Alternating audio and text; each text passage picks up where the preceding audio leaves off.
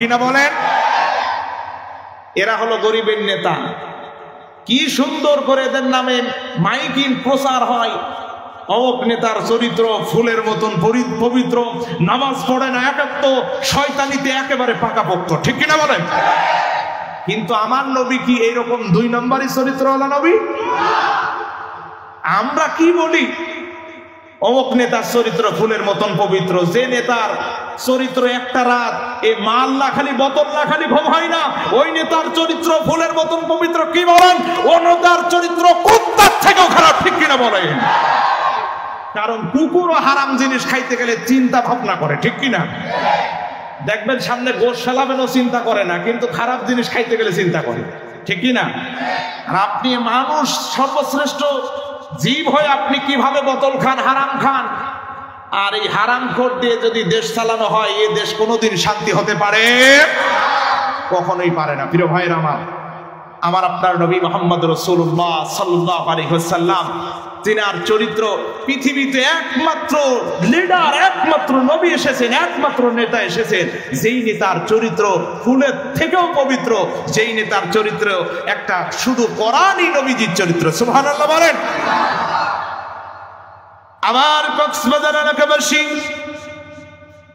আজকে সমাজের নেতাদের সম্পর্কে যদি শোনা যায় নেতাদের চরিত্রটা কেমন, দেখা যাবে নেতাদের চরিত্রটা দিনের বেলা একরকম, রাতের বেলা দেখা যায় আর এক রকম।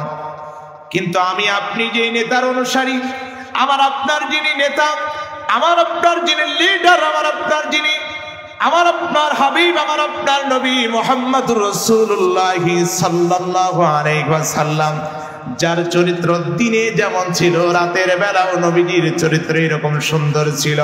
সুবহানাল্লাহ বলেন। আম্মা জান আয়েশা সিদ্দিকা রাদিয়াল্লাহু তাআলা আনহার কাছে সাহাবায়ে কেরাম যে প্রশ্ন করলেন, ও আম্মা জান আয়েশা সিদ্দিকা রাদিয়াল্লাহু তাআলা আনহা, আমরা আল্লাহর নবীজির চরিত্রের ব্যাপারে শুনতে এসেছি, আল্লাহর নবীজির চরিত্রটা কেমন জানতে চাই। তার দিনের চরিত্র তো আমরা দেখেছি, কিন্তু রাতের চরিত্রটা কেমন এই ব্যাপারে আমরা জানতে চাই, শুনতে চাই। আল্লাহর নবী বিশ্বনবী রাহমাতুল লিল আলামিনের স্ত্রী হযরতে আয়েশা সিদ্দিকা রাদিয়াল্লাহু তাআলা আনহা ডেকে ডেকে বললেন, ও আল্লাহর নবীর সাহাবীরা, তোমরা কি কোরআন পড়ো নাই? তোমরা কি কোরআন বোঝো না? সাহাবায়ে কেরাম বললেন, হ্যাঁ অবশ্যই আমরা কোরআন পড়েছি।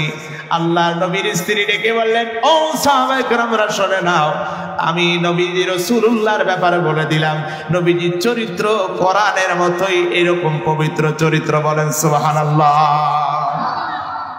এই সার্টিফিকেট দিলেন কে? স্ত্রী। কে? স্ত্রী। এখান থেকে নবীজি বলেন, কোন স্বামীর যদি ঈমান থাকে, কি থাকে? ঈমান থাকে, আর স্ত্রী যদি বলে আমার স্বামী ভালো ছিল, আল্লাহর নবীজি বলেন ওই ব্যক্তি মারা যাওয়ার পরে আল্লাহর জান্নাতি মানুষ হিসেবে আল্লাহ কবুল করে নেবেন। বলেন সুবহানাল্লাহ।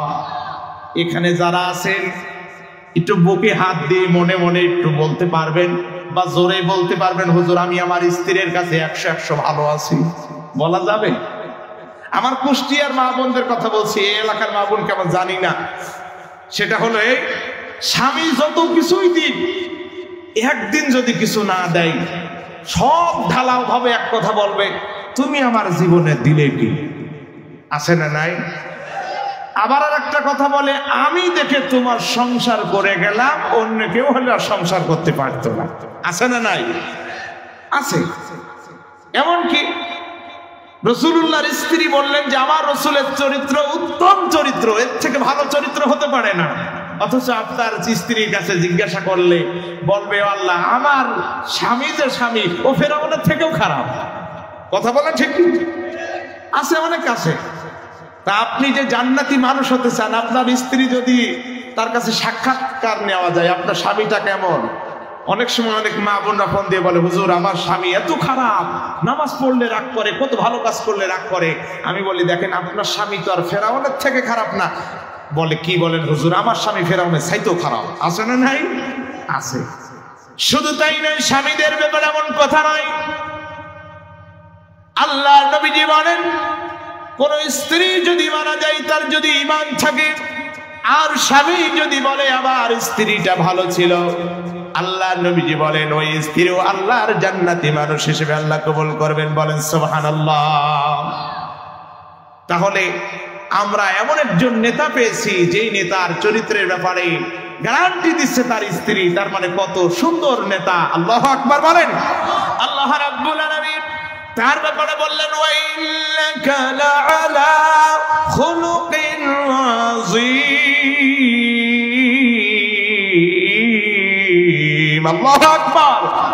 সূরা কালাম 29 নম্বর পারার মধ্যে আল্লাহ রাব্বুল আলামিন জানিয়ে দিলেন আমার হাবিবের চরিত্র, আমার নবীর চরিত্র খুলুকিন আযীম, উত্তম মহান চরিত্র একমাত্র আমার নবী মুহাম্মদুর রাসূলুল্লাহ সাল্লাল্লাহু আলাইহি ওয়াসাল্লাম। জোরে বলেন সুবহানাল্লাহ। সেই নবীর উম্মত হতে পেরে খুশি না বেজার? যারা যারা খুশি জোরে বলেন আলহামদুলিল্লাহ। এ ভাইরা আমার, আজকে এসেছি আমরা কোরআন থেকে কথা শোনার জন্য। জোরে বলেন কি থেকে? জোরে বলেন। এ কোরআন কারোর